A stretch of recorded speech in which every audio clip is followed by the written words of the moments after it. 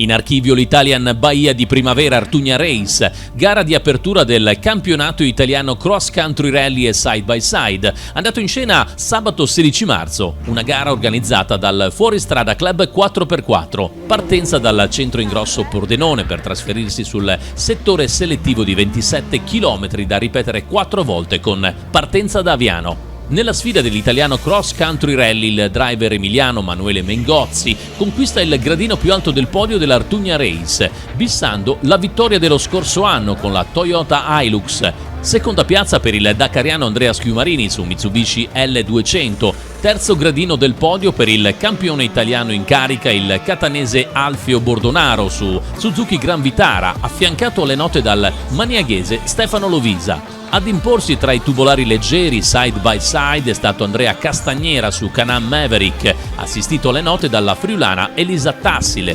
vincitrice del trofeo Giulia Maroni, in ricordo della navigatrice romagnola scomparsa in un tragico incidente in montagna. Seconda posizione per il pordenonese Federico Buttò, che ha patito il ritardo nel secondo passaggio. Terza piazza per Fabrizio Edoardo Pietranera su Can-Am, seguiti dall'equipaggio di Portogruaro con Michele Mannocchi affiancato dalla figlia Giada su Yamaha, che chiudono terzi in campionato italiano.